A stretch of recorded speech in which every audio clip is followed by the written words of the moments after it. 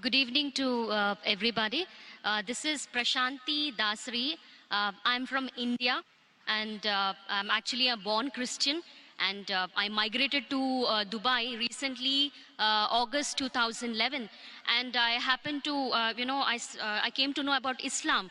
And my brother also here is in Dubai, and he keeps telling us about Allah. I'm really convinced, and with all the whatever knowledge that he shared with me, I'm totally convinced, and that Islam is the straightforward religion. And Allah is Alpha, He's Omega, He's the beginning and He's last. We cannot see sun more than 10 minutes. So how can we see a creator? So I'm totally convinced, but there are some questions, that we have doubts, because since I'm a born Christian, I have total four questions to Brother Zakir Naik. The first question is, brother, I've been listening to your videos, in YouTube, that you were talking about the Holy Spirit, and you specifically mentioned that Holy Spirit exists. So I just wanted to know, is Holy Spirit there in Islam according to Quran? And also there is a verse in Old Testament Bible that the Spirit of God is hovering over the waters. Spirit of God. So is Holy Spirit a separate from Allah? This is my question.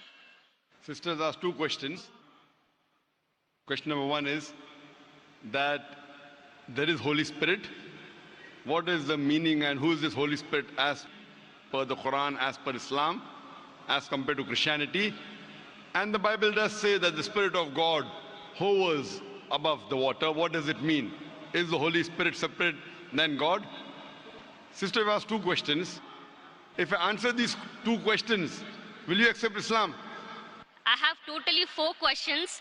So okay, so you want me to answer the first two and then you'll ask the next two questions? No, yeah, absolutely. I'm 70% I'm convinced, whatever knowledge that my brother shared with me, and I've been watching your videos, I'm 70% convinced. I'm being very honest and very transparent. So inshallah, if the four questions are answered, yes, if you're convinced, 100% you'll accept Islam. Inshallah, I will accept Islam.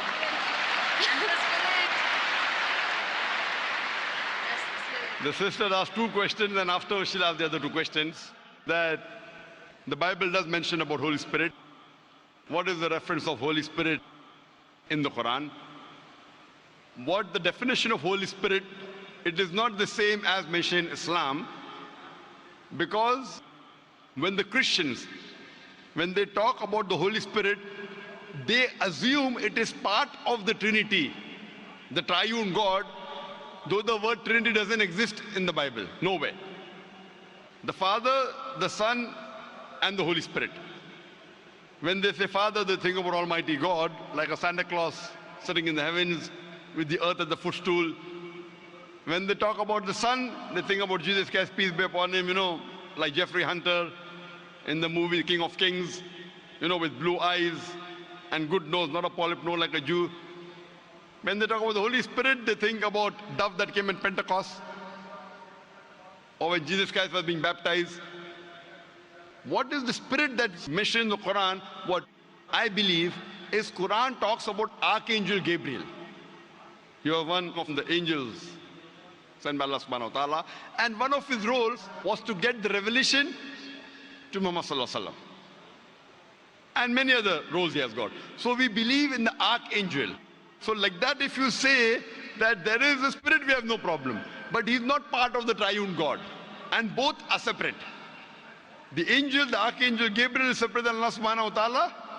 And the Spirit even mentioned in the Bible is separate than Allah subhanahu wa ta'ala. They aren't joined. This is the teaching of the church. Because the word Trinity doesn't exist anywhere in the Bible. But if you read the Quran, the Trinity is mentioned twice in the Quran. In Surah Nisa, chapter number 4, verse number 171, where it says, وَلَا تَقُولُوا ثَلَاثَةً. Don't say Trinity. إِن تَوْ خَيْرٌ لَكُمْ. This says stop, it's better for you.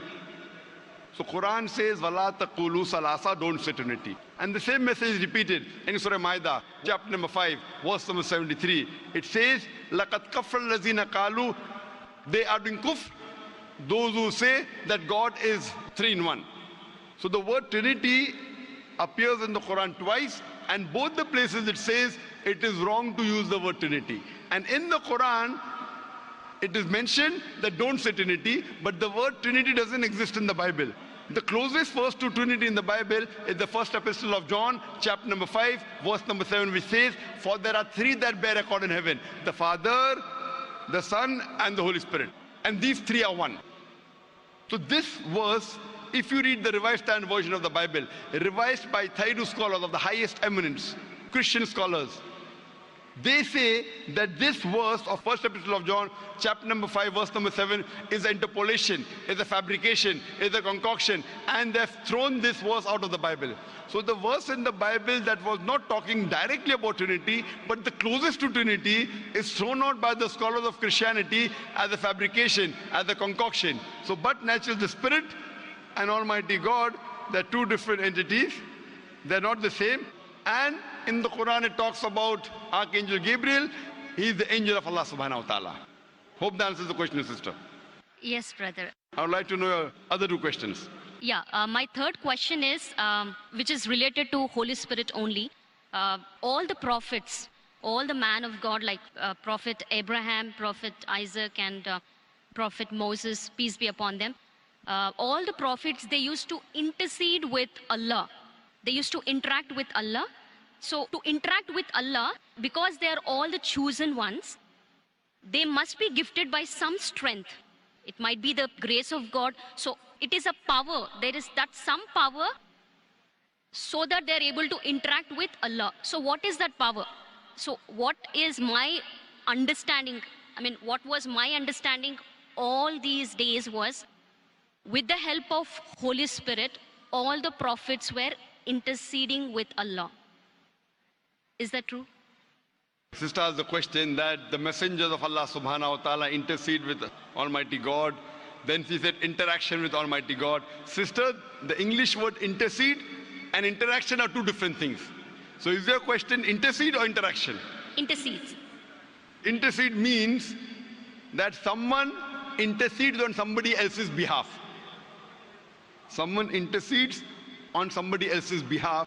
Now this you have to realize that when you speak to Allah subhanahu wa ta'ala does not need anyone to intercede. The Quran says in Surah Ghafir, chapter number 40, verse number 60, you ask me and I will answer your prayer. Allah subhanahu wa ta'ala does not require anyone to intercede with him. Why? And people give the example that, when you go in a court of law, when you're presenting your case to the judge, you hire lawyers.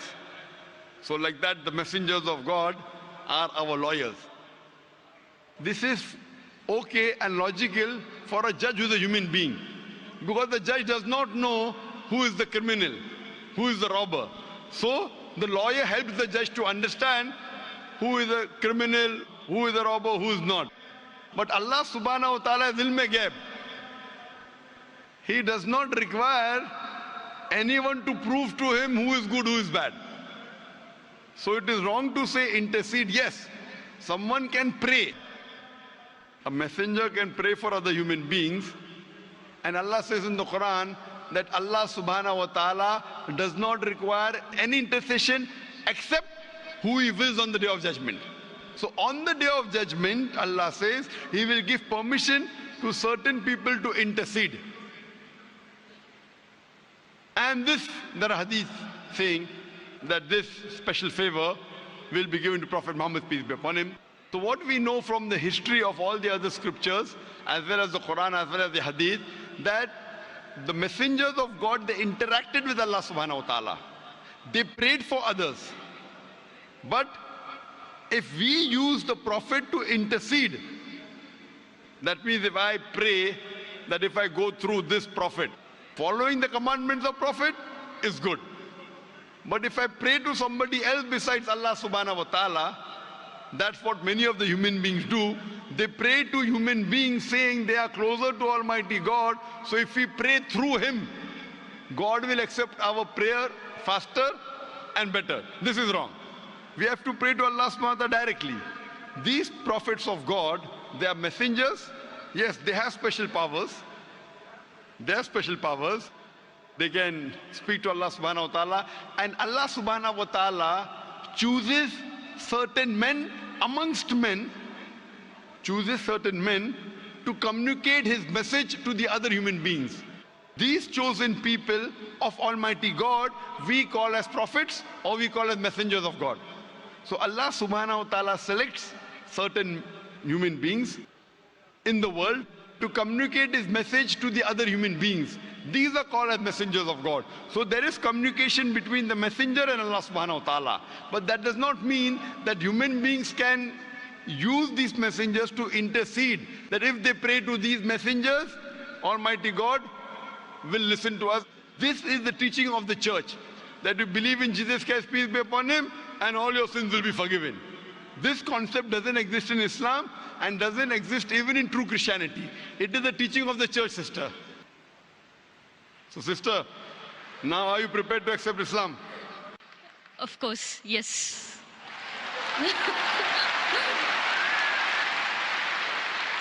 Sister, do you believe that there's one God?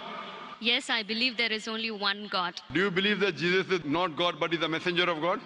Yes, I believe Jesus is a messenger. Do you believe Prophet Muhammad is the last and final messenger? Yes, I believe Prophet Muhammad is the last and the final messenger. Sister, is there anyone forcing you to accept Islam? Sorry? Is there anyone forcing you to accept Islam? No, nobody is forcing me. Are you accepting out of your free will? Yes. Because in Islam, to force anyone to accept Islam is haram. It's haram in the religion and it's haram, it's prohibited in most of the countries, I believe even in Dubai. To force anyone to accept a religion is forbidden. So you're accepting out of free will, sister. Yes, but that is the reason I asked you many questions. MashaAllah. Out of free will. I hope no one is bribing you. No. You know, because in India, when after many people accept Islam, the CID, the police go there and ask how much dollars Dr. Zakir Naik give you. I tell them I have given them currency of the Akhirah. Currency of the Akhirah, and that's accepted. So inshallah, sister, I will say in Arabic and you can repeat it. Okay. Ashhadu Ashhadu Allah Allah ilaha ilaha illallah illallah wa ashhadu wa ashhadu anna anna Muhammadan Muhammadan abduhu abduhu wa rasuluhu. wa rasuluhu. I bear witness I bear witness that there is no God that there is no God but Allah, and I bear witness that Prophet Muhammad is the messenger and servant of Allah. MashaAllah, sister, you're a Muslim. And may Allah subhanahu wa ta'ala accept your effort.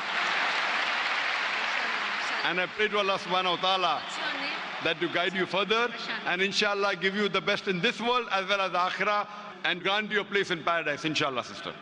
Thank you.